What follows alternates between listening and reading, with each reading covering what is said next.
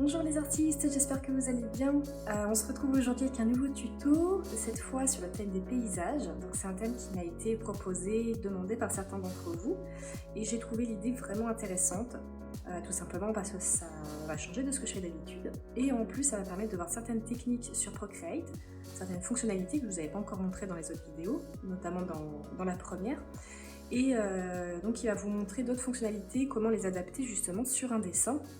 Et voilà, vous allez voir que ça va vraiment vous aider. Pour commencer, on va faire comme d'habitude, on va rétrécir notre image pour nous servir de référence. Je vais la mettre dans l'angle ici. Voilà. Alors, je ne sais pas si je vous l'ai déjà dit, il y a une fonctionnalité vraiment sympa sur Procreate, et je crois que c'est avec la nouvelle mise à jour que ça a été possible. Quand vous voulez faire une palette de couleurs, donc vous savez que pour faire vos palettes, vous allez ici, vous allez créer vos palettes. Vous avez une fonctionnalité qui est super. Donc, si vous faites par exemple, vous voulez créer une palette à partir d'une photo que vous avez déjà, une photo dont vous appréciez les couleurs, vous voulez avoir les mêmes teintes, vous allez faire le petit plus qui est ici et vous allez faire donc soit créer une nouvelle palette qui va être une palette vierge, ou sinon vous allez pouvoir faire une nouvelle palette à partir de photos. Et là en fait, en cliquant dessus, en fait, vous allez ouvrir votre galerie de photos, vous allez sélectionner votre photo et ça va vous créer directement tout le fichier de couleurs en fait, que vous allez retrouver dans la photo. Donc ça c'est vraiment sympa et vous pouvez même le faire à partir de l'appareil photo, donc directement en photographiant un dessin, une photo. Donc ça peut vraiment vous aider, surtout si vous n'avez pas les photos directement dans votre fichier, dans votre banque photo. Voilà, c'était pour la petite anecdote. Donc on commence avec le calque, donc toujours un autre calque référence au-dessus. On va se créer quelques calques. Voilà, ça sera plus simple. Donc premier calque, celui tout en bas de la file, on va faire la couleur. Donc on va prendre cette couleur qui est un peu intermédiaire. Vous allez la glisser, déposer à l'intérieur. Voilà. Donc on va toujours travailler avec les broches de base. Donc on va utiliser surtout l'aérographe, un pinceau moyen dans la banque aérographie. On va utiliser également ancrage, on va utiliser le stylo technique, on va utiliser l'encre sèche, on va utiliser quelques autres petits éléments, je vous montrerai d'ici là.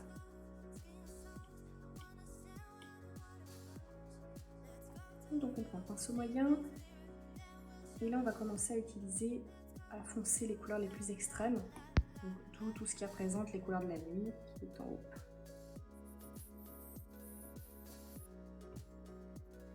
Donc là tout en haut bien sûr on ne va pas bien voir parce que c'est mon calque de référence, c'est pas grave.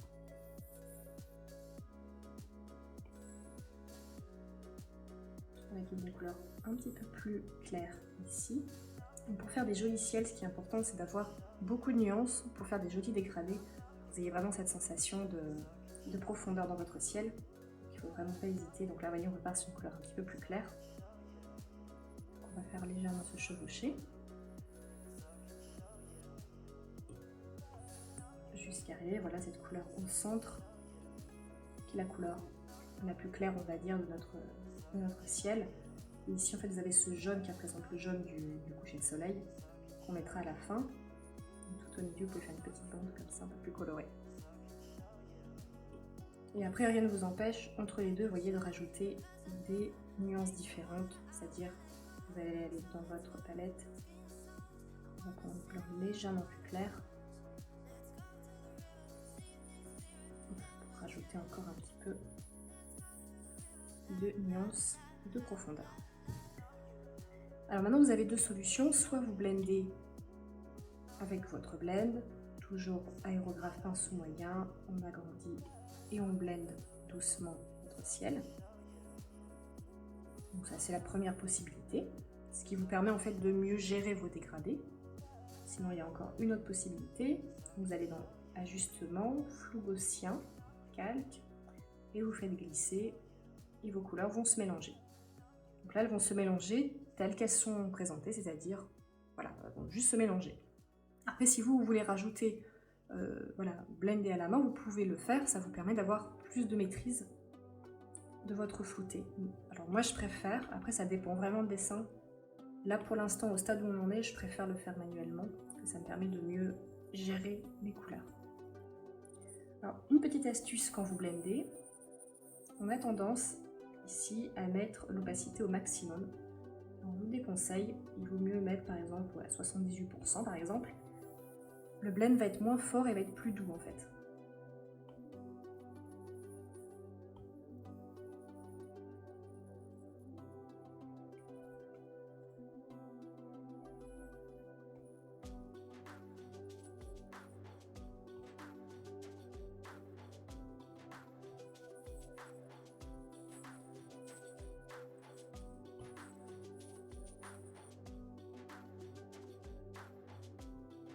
Voilà, donc là je suis plutôt contente du blend que j'ai fait. De toute façon, on va le retoucher par la suite. Bon, maintenant, on va passer à la deuxième étape, donc on va passer au calque 3. Et là, ce qu'on va faire, c'est qu'on va venir tracer une ligne, donc avec une couleur noire, hein, puisque c'est plutôt la couleur dominante du paysage du fond. Vous allez prendre votre encre, c'est une technique. Là, tout ce qu'on veut, c'est faire une délimitation. Donc, vous allez faire ça au niveau de la ligne médiane, ici, parce que ça représente la séparation du coucher de soleil. Donc ça représente là le ciel et le reflet du ciel dans l'eau. En fait, tout va être une question de symétrie. Mais en fait, la partie, la partie inférieure va être un petit peu compressée par rapport à la partie du haut, parce que vous avez en fait le reflet de l'eau qui fait que c'est pas une symétrie totale. Voilà. Ok, donc maintenant qu'on a fait ce calque qui nous permet de délimiter notre zone, on va commencer à créer nos montagnes. Donc on va faire deux calques différents. On va faire un calque pour les montagnes, un calque pour les arbres. Vous allez voir pourquoi après. Je préfère faire comme ça, que ça permet de mieux gérer votre dessin à la fin. Donc on va commencer par les montagnes. Vous voyez que vos montagnes, on va mettre là. Vos montagnes, elles s'arrêtent à peu près. Je fais caca sur mon dessin. Vos montagnes, elles s'arrêtent à peu près à la moitié du dessin, donc à peu près ici. Et elles sont, vous voyez, il y a quand même beaucoup de hauteur, donc on va dire elles sont comme ça. Alors là, ce que vous pouvez faire, c'est prendre l'aérographe. On va prendre aérographe moyen net. Et là, vous allez commencer à dessiner la forme de vos montagnes, grossièrement.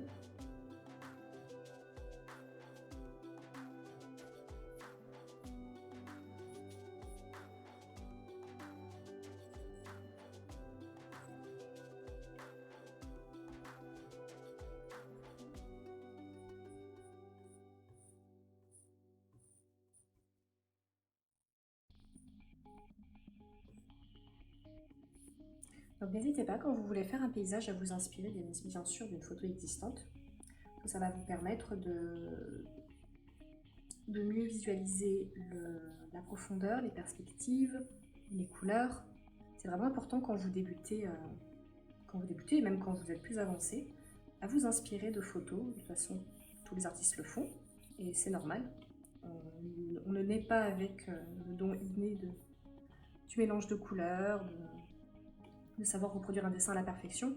Donc il n'y a aucun souci, aucun problème à reproduire des photos existantes, du moment que c'est pas de la copie bien sûr et que c'est de l'interprétation, et que vous vous servez de la photo pour vous améliorer dans votre technique. Donc là maintenant je remplis mes montagnes. Donc on prend une couleur noire classique.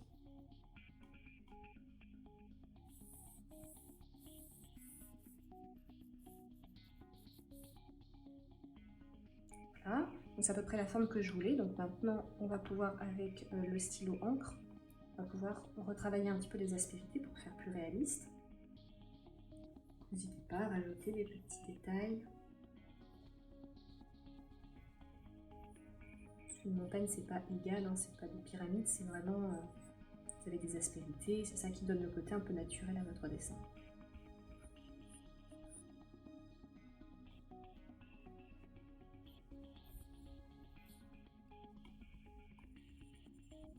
D'ailleurs, tant qu'on y est, pour un prochain paysage, parce que j'ai vraiment apprécié, voilà, j'ai découvert une passion pour les paysages, chose que je ne faisais pas beaucoup avant. Qu'est-ce que vous aimeriez voir comme paysage pour le prochain? Donc ça peut être très varié, ça peut être un paysage, par exemple comme en Antarctique, ou un paysage un peu plus tropical, ou plus de nos régions, enfin voilà. Si vous avez des idées, des envies, eh ben écoutez, mettez-le dans la barre des commentaires. L'espace commentaire est là pour ça. Moi, ça me permet d'avoir vos idées, de savoir un petit peu ce que vous aimeriez voir, quelle technique vous aimeriez voir. Voilà, donc j'attends vos retours avec impatience. Donc on continue. Alors, maintenant que j'ai fait les montagnes, je prends mon calque des montagnes et on va faire le verrouillage alpha. Donc si vous avez vu la vidéo sur la citrouille, où je parle beaucoup de verrouillage alpha, beaucoup, vous avez dû beaucoup l'entendre, c'est simplement ce que ce verrouillage alpha donc, sert à isoler le calque que vous avez sélectionné, donc en l'occurrence les montagnes. Voilà, parce que je vais faire de la couleur dessus.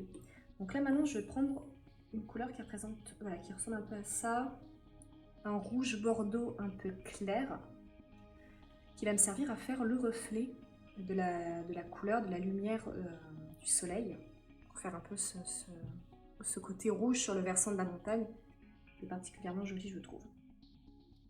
Donc on va toujours rester sur le stylo technique. Et là, vu que le soleil donc se couche ici, il va forcément refléter ce versant-là et pas celui-là. Ce serait une erreur.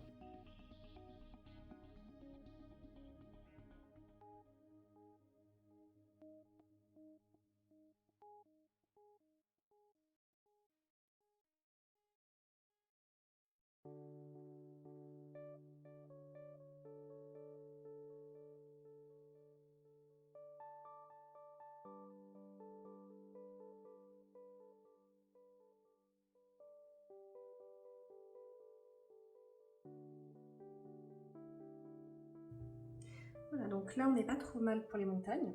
Donc maintenant, on va passer aux arbres. Donc, on va faire un deuxième calque. On va reprendre le noir. Là, ce qui est bien sur ce dessin-là, c'est que du coup, on ne s'embête pas trop avec les nuances de couleurs. C'est surtout pour vous montrer comment on peut mettre en place son paysage. Donc là, je vais partir sur l'encre sèche, donc dans ancrage.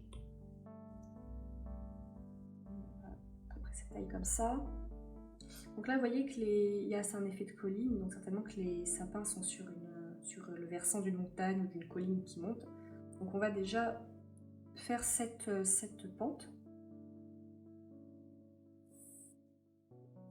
Voilà, c'est une pente à peu près comme ça. Alors, là, ce que je vais faire, c'est que je vais légèrement bouger mes montagnes.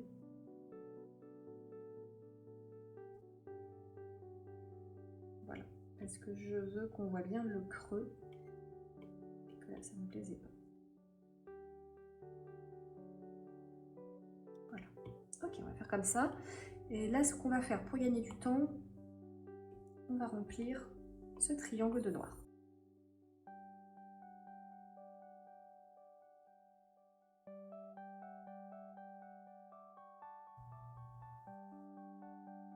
Sur encre sèche.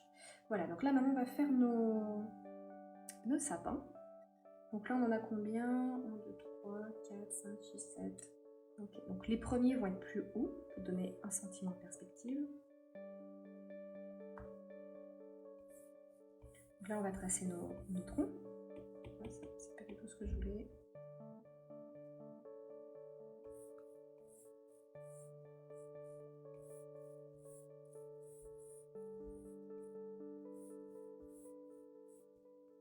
Là, on va en faire 3 grands ici et ici des plus petits.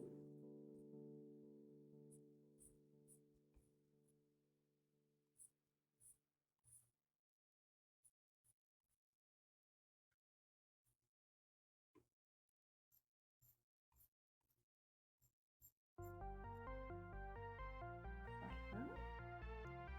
On va rajouter des petits au milieu. Et maintenant, on va travailler le détail des aiguilles du sapin. Donc ça, c'est un travail assez long, un peu fastidieux, mais il faut vraiment s'appliquer parce que c'est là que vous allez avoir vraiment le détail, le réalisme de votre dessin. Donc on commence toujours avec le même crayon, l'encre sèche, et on commence à faire des aiguilles, donc comme ça, vous voyez, le haut vers le bas, toujours le même mouvement répétitif, et qui s'élargit de plus en plus vers le bas du sapin.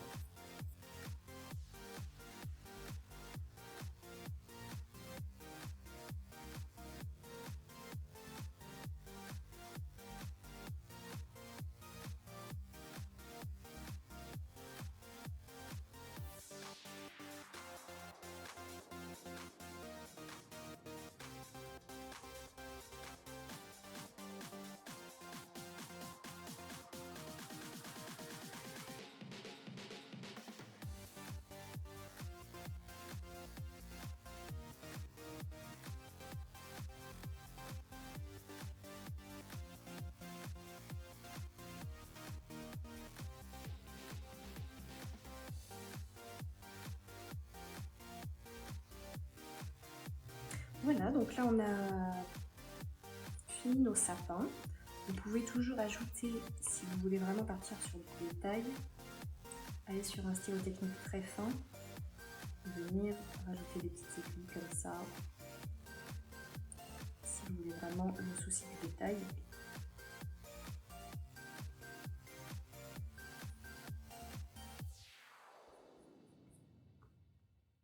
Ils sont plutôt pas mal.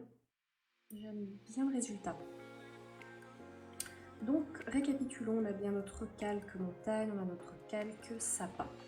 Donc, ce qu'on va faire maintenant, eh bien, tout simplement, on va créer le reflet. C'est ma partie préférée. Alors, comment on crée le reflet? On duplique déjà les deux calques. Et ensuite, on prend le deuxième calque. Vous allez le sélectionner. Et vous allez... Est-ce que vous avez vu? Donc, je sélectionne mon calque ici. Et là, vous allez retourner verticalement. Vous allez créer un effet de symétrie. Vous prenez votre calque et vous le descendez sans surtout le bouger pour qu'il reste bien droit. Comme ça. Et ce que vous allez faire, c'est que vous allez cliquer ici sur uniforme. Vous allez légèrement, non, c'est pas uniforme, pardon. C'est plutôt, je prends, vous notez bien comment on était. C'est freeform, donc c'est-à-dire que vous allez pouvoir le déformer un peu comme vous voulez. Si vous restez sur uniforme, vous allez juste agrandir, rétrécir votre image, elle va garder les mêmes valeurs et les mêmes dimensions en fait, les mêmes proportions. C'est ça que je cherchais comme mot. Là, on va légèrement l'aplatir pour donner cet effet d'aplati, hein, tout simplement dû à la symétrie du reflet dans l'eau. Et on va faire exactement pareil pour ce calque-là. On va descendre. Ça. Parfait. Et on va de la même manière légèrement l'aplatir.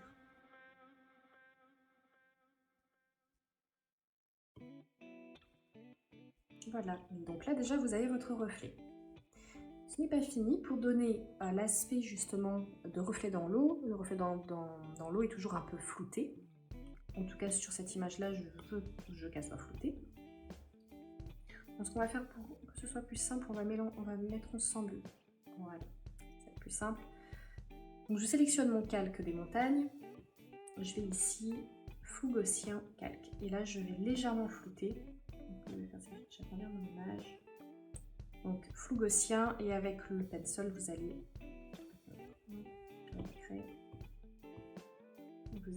faire glisser pour ajuster le flou.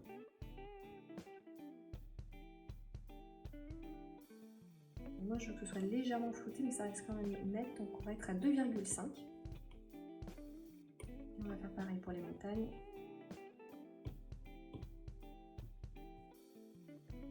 On va essayer de garder la même valeur de flou. 2,5 aussi. On va voir le résultat, qu'est-ce que ça donne. C'est pas mal. Ouais, 2,5 c'est pas mal, c'est peut-être... Non, c'est bien. Vous pouvez utiliser 2,5, 2 ça serait suffisant je pense parce que l'eau en fait est vraiment très limpide et très brillante et vu que le soleil est très bas en fait l'image est plus nette. Mais c'est pas grave, c'est bien en 2,5, vous pouvez tester à 2 mais essayez de garder la même valeur sur les deux images. Donc pourquoi j'ai voulu séparer? Parce que c'est plus simple, ça permet d'éviter les erreurs de symétrie, parce que plus vous allez tout mettre sur un seul et même calque, plus quand vous allez le retourner, vous risquez d'avoir un problème de symétrie. Au moins en séparant les éléments, vous les mettez indépendamment, c'est plus simple à gérer, ça évite les erreurs. C'est ce que je vous conseille de faire personnellement. Alors maintenant on va revenir sur notre calque de ciel qui est là. Alors aussi ce calque là du coup vous pouvez le supprimer, vous pouvez le laisser, mais c'était surtout pour nous aider à trouver bien la ligne médiane. Vous pouvez ensuite le supprimer. Donc là on voit que le soleil se couche ici et du coup ça fait une belle lumière bien jaune. Donc on va venir chercher un jaune très clair.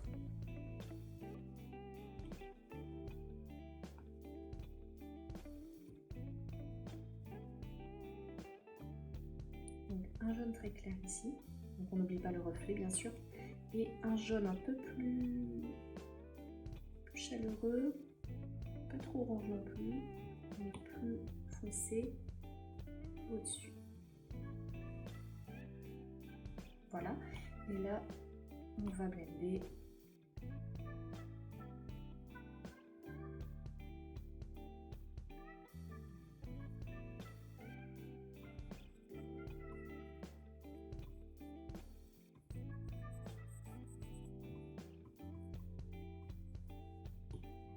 Et là, ce qui nous manque, c'est cette couleur-là qui va être plutôt un orange, un peu rouge, qu'on va rajouter ici au niveau des montagnes. Cette couleur est magnifique. Magnifique. De toute manière, les couleurs des couchers de soleil, c'est toujours une pure merveille.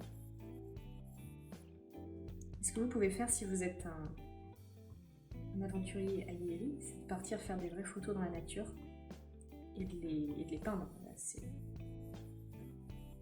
juste magnifique. Donc là, ce qu'on fait, c'est du digital painting, de la peinture digitale, qui recrée en fait un petit peu le fait de peindre avec des pinceaux sur une toile, mais en digital. D'ailleurs, vous avez des brushes qui reprennent vraiment les couleurs, les textures de pinceau. Donc là, l'important, ça va être de vraiment bien blender.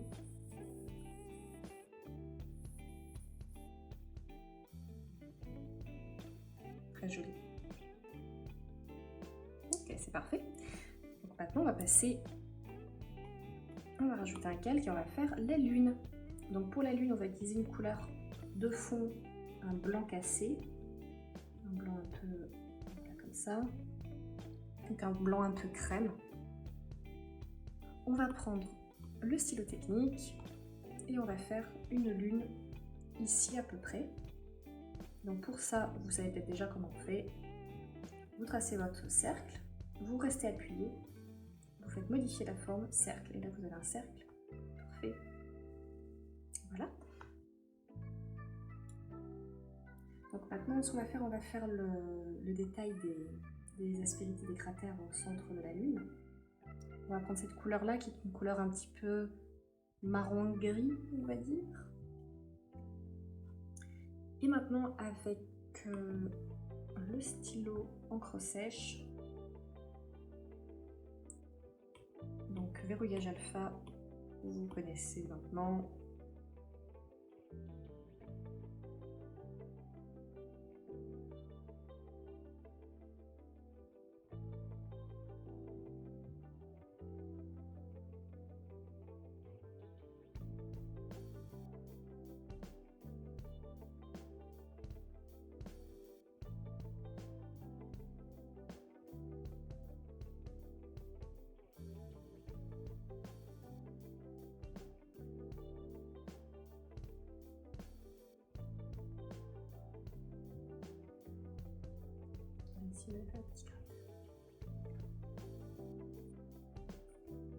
Allez, on va dire que c'est bon.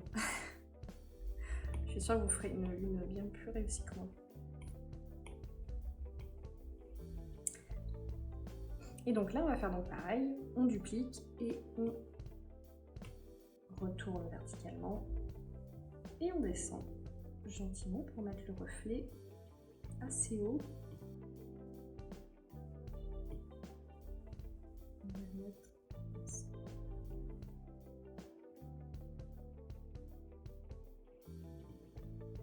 Ici.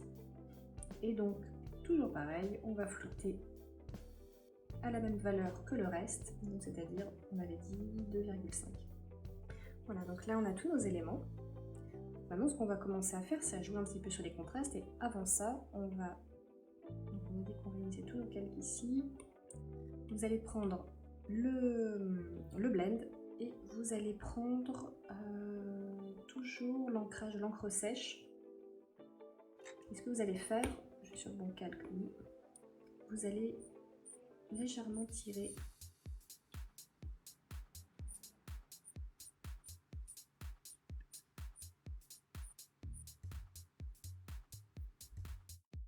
pour faire les reflets de l'eau en fait.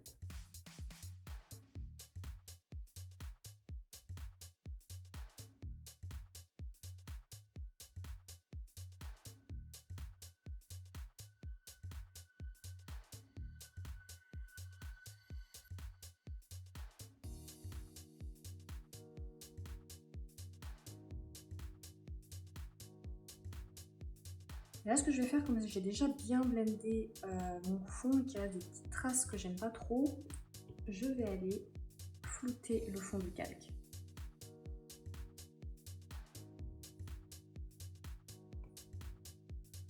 Voilà. Comme ça me permet d'unifier en fait, parce qu'il y avait des petits traits. C'est le problème quand on blende à la main, c'est que parfois ça laisse des petits traits. Donc le fait en fait de repasser le flou gaussien, ça permet de faire des fonds beaucoup plus unifiés. Et je vais rajouter, parce que j'ai perdu un peu l'intensité qu'il y avait là,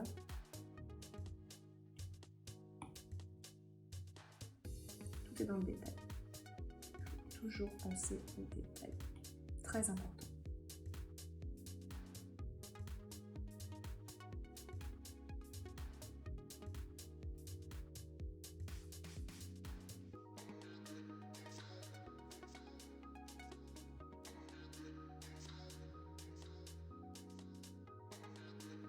Et maintenant, on va faire le meilleur pour la fin, des petites étoiles.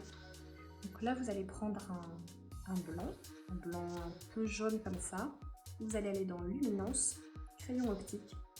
Et là, vous allez gérer la taille de votre pinceau en fonction de la taille de l'étoile que vous voulez faire. Et voilà le résultat. Alors, vous en pensez quoi? J'espère que ce tuto aura été simple, vous aura montré un petit peu comment créer votre paysage. J'espère que vous l'avez suivi, que surtout vous l'avez reproduit. Que vous allez m'envoyer ça sur Insta ou sur YouTube, comme vous avez fait avec la vidéo de la citrouille, donc je vous mettrai le lien de mon Instagram. Vous pouvez m'envoyer vos réalisations, je vous dirai ce que j'en pense. Et puis ça permet d'échanger si vous avez des petites questions, des remarques à faire. Je suis là pour vous écouter. Voilà, écoutez, j'ai vraiment pris énormément de plaisir à faire ce dessin avec vous. C'était hyper relaxant, hyper agréable. Donc il y en aura d'autres. Ça va être le premier mais pas le dernier d'une longue série. Donc j'attends vos retours pour me donner des idées de paysages à faire ensemble. Et puis je vous dis à très bientôt pour la prochaine vidéo. N'oubliez pas de vous abonner et de liker si ça vous a plu. Et puis je vous dis à très bientôt pour une nouvelle vidéo. Salut!